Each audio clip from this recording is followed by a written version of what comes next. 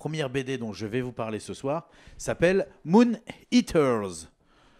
Moon Eaters, c'est une BD. Alors, au scénario et au dessin, on va retrouver Victor Santos. C'est édité chez Spaceman Project.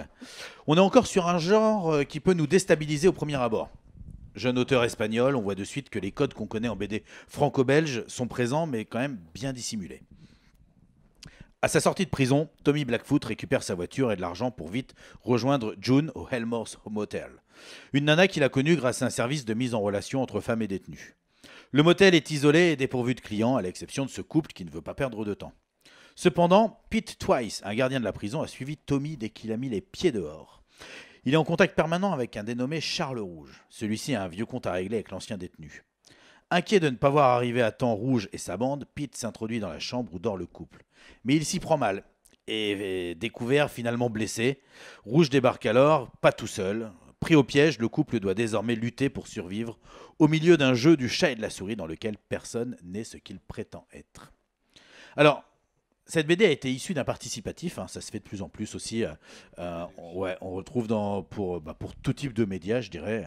Et pour la BD, ça se fait de plus en plus avec une page de remerciements pour tout le monde. Donc, tu as ton nom qui apparaît dans la BD. C'est toujours gratifiant.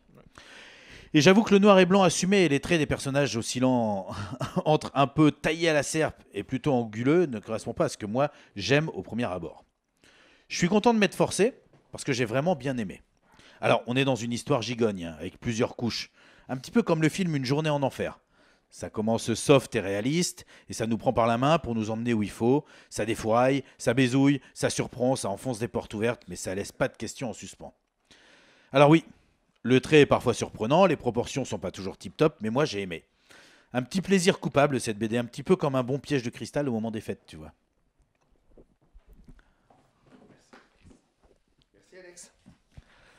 Alors. Ensuite, je vais vous présenter une série. Alors, il y a les 4 tomes. On en a déjà parlé dans l'émission, au moment de la sortie du tome 1. C'est une série de Jacques Lamontagne, qui lui a fait des séries comme Aspic, Détective de l'étrange, Wild Waste ou Les Druides. Au scénario et au dessin, c'est lui. C'est édité chez Kenes Éditions. Donc, je vous l'ai dit, on en a déjà parlé dans l'émission au moment de la sortie du tome 1. On en est à la 4e aventure de ce duo improbable. Souvenez-vous de cette ambiance un petit peu buddy movie, tu sais, avec ce libraire hypocondriaque, mais apportant la matière grise manquante à cet ancien docker. Tout est dit. Grosse cervelle, gros muscles pour des histoires avec des quiproquos et des situations cocasses. Au fil des albums, on va résoudre des meurtres en pleine rue, en pleine croisière, on va retrouver des gens disparus, ou comme pour ce dernier tome, il va falloir retrouver le véritable meurtrier afin de blanchir une vieille connaissance. Bien sûr, on retrouve tous les éléments d'un bon polar, des retournements de situation, des fausses pistes. Moi, j'aime me prêter au jeu du détective, tu sais, essayer de trouver la solution avant que l'auteur nous la divulgue. Et là, c'est un petit peu le point faible de cette série. On ne peut pas résoudre l'affaire parce que Felton et Shelter voient des choses que nous ne voyons pas. Par exemple, ils passent dans une cuisine et puis plus tard dans l'histoire, ils diront « Oui, mais tu sais, j'ai vu que le sachet de thé utilisé était de telle marque, donc... » Bon, pas de spoil, hein, cette situation n'existe pas, mais ça illustre bien le fait qu'il faut se laisser porter par l'histoire sans chercher à la devancer. Malgré tout, je prends plaisir à chaque fois à retrouver ces deux compères et à suivre leur querelle. Une bonne série pour petits et grands que je vous conseille. Puis voilà, le 4e tome vient juste de sortir. C'est parfait pour continuer la série. On peut les lire indifféremment. Voilà, si on Complètement. tombe que sur le 4e et pas sur les anciens, il n'y a pas de souci. Il n'y a pas de souci. L'intérêt du premier, c'est que ça met en place les personnages.